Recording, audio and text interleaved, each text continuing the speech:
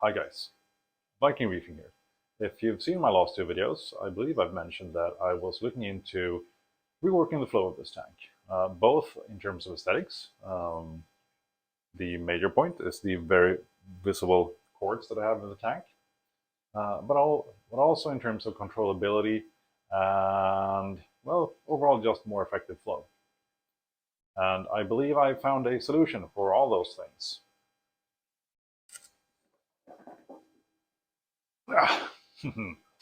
What I have here is 4 mp40s quiet drives from Ecotech. Firstly, I would like to give a heartfelt thank you to Ecotech and Aperture for hooking me up with these bad boys. I'm really looking forward to getting into this. I will be mounting 2 of them on either side of the tank, and I think that will give me some really nice options in terms of creating turbulent flow throughout the entire tank. I will also be mounting the controllers on my controller board, so you'll follow that process as well. So let's open these guys up. Right, so I don't really know what I'll find when I get into this box, so let's just dig into it straight away.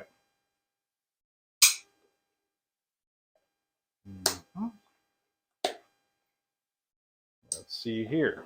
So what we got? We've got some,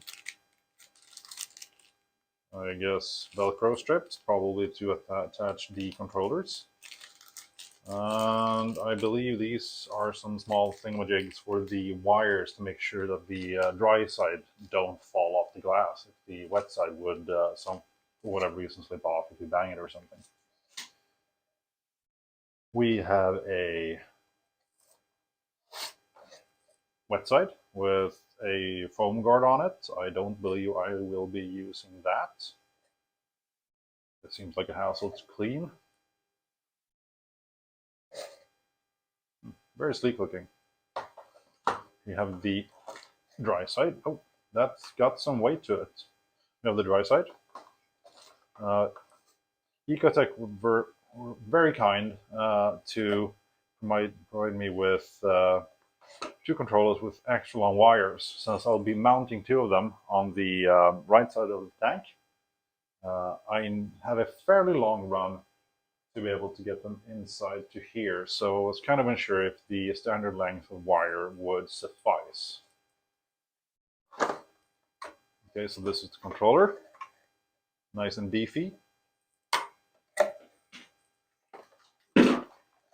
These are some sort of spacers. I guess you have them between the probably have them between the dry side and the glass, so you don't clamp on the wet side too firmly. Okay, so I'll use the medium size here, since my tank is 12 millimeters. Power supply. And just a plug. Okay, cool. This doesn't seem too daunting. I should probably be able to figure this one out. Okay, just to reiterate, my initial plan is at least to have 2 of them on either side here. And here. I have my shadow overflow box over here, so I'll place one on either end of it, since it sticks out the back. And I believe I'll place one fairly high up here, and one kind of lower down here, since I have a very nice long run, so the flow can just pass straight through everything here. And I'll put the opposite side higher, so I can kind of get a gyro motion out of it. Since I'm not sure the programming of these things or anything like that, so I'll make this up as I go along. It's going to be very interesting. Right, so I've noticed a potential problem. The controllers, they're too big to fit through these slots here.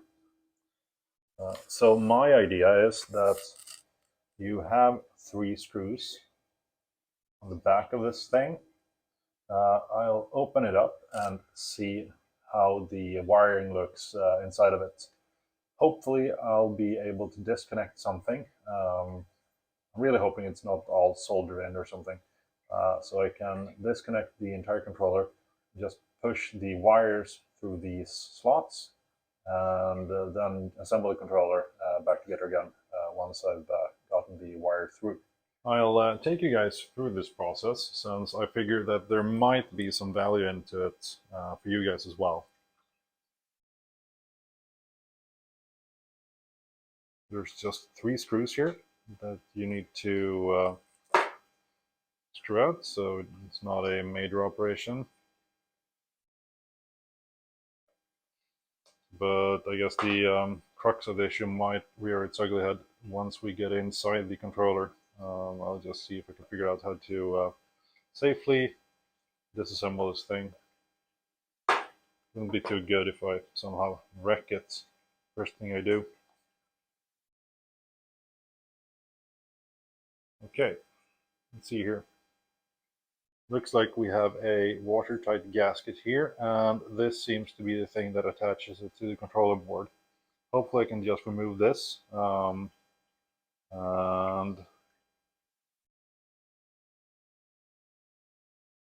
see here. Wiggle, wiggle, wiggle. Okay, so it was kind of more involved than I had hoped, but I think I figured it out. So you have to remove the circuit board here, and you have this thing here, which should be able to be removed. There we go.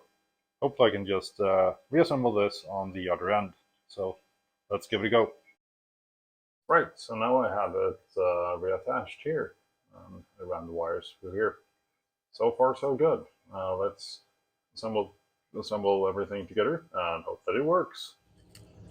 And what do you know? We've got power.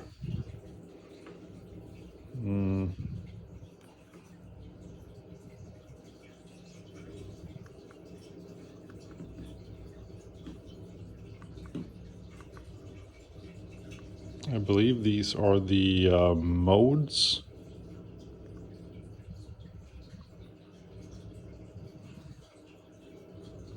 And I guess this is power.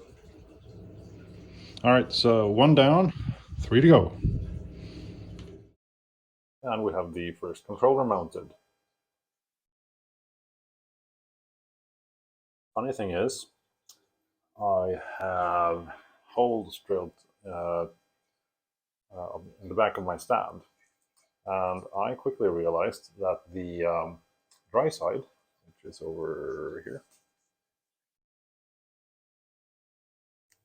won't fit through these holes. So I had to disassemble the controller again. Fun times. But now I believe that we are at the stage where I will be actually placing the pump inside the tank. Oh, and funny thing was, I started to think that I needed to rinse everything here off. Stupid. Obviously I don't, because nothing of that part will be inside the tank.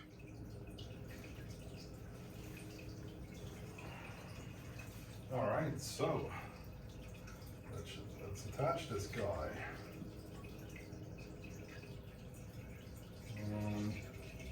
Here might be good.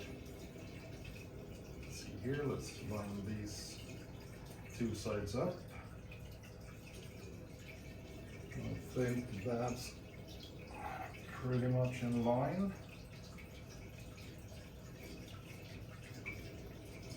Might move it a little bit over here. Let's fire it up and see what happens.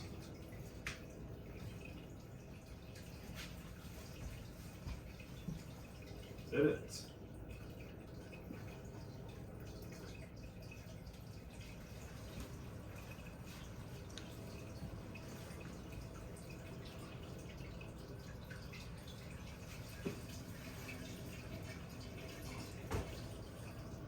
Oh, that is indeed some very nice flow we've got going on here. And this looks so freaking sleek. For comparison, look at the pump behind me. Right, this is a couple of days later. And now I've got all the mp40s installed in the tank. As you can see, I went with 2 on either side. And on the right side, I have one placed higher and one placed lower.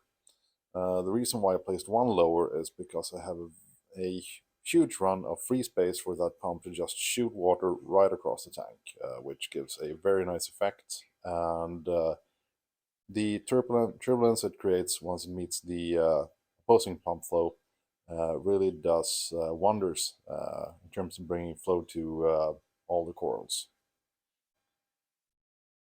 What impressed me most about these pumps is the way they provide flow to every corner of the tank. As you can see here, my torch is waving around nicely here, which used to be an issue because it's kind of situated behind these rocks.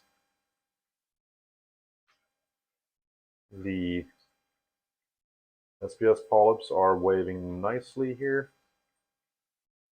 I have been messing around with the programming of these pumps in Mobius. I looked around online, and the prevailing idea seemed to be that for a tank of my type, which is predominantly SPS, Reef crest is what most people run. And so I started off running that 24/7 just to get a basic feel of how that flow program actually operates. And after I've been running it for a few days, I can definitely say that it will form the backbone of my flow schedule moving forwards. I have started to implement some other stuff into the schedule as well.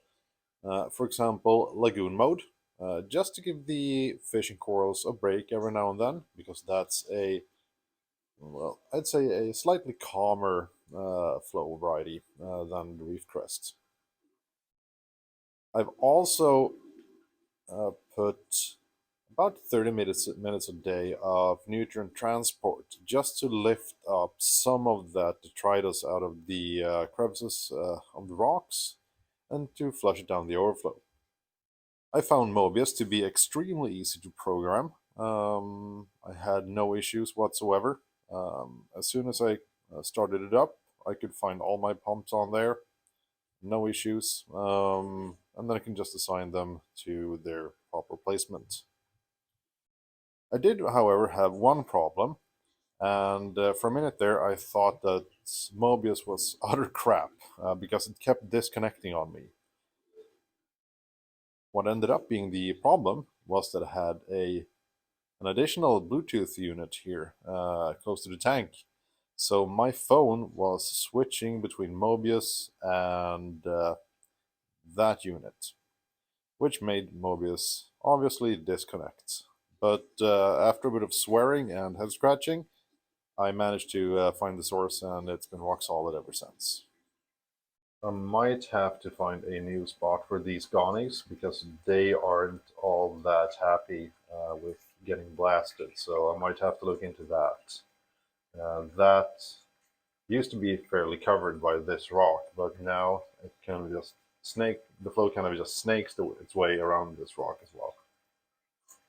And you can see my torches back here. They are fairly well covered by rocks, but they are still getting some very nice flow.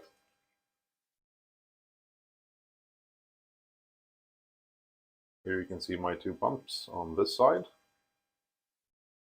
They are situated on either end of my external overflow, because this slightly different colored thing is where I have my shadow overflow. So I basically just have them back here. One additional benefit here is that I finally managed to complete my controller cabinet. And I'm super happy about how it turned out.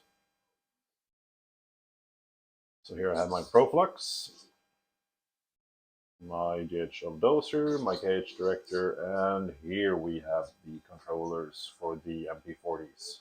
Looking mighty sweet now that I've managed to fit every one of them through those little holes here. And we had someone who wanted to join in on the video.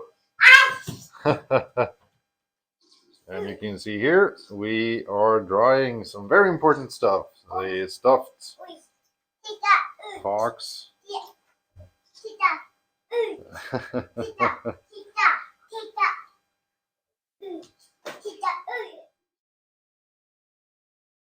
And I think that's all I got for you guys today.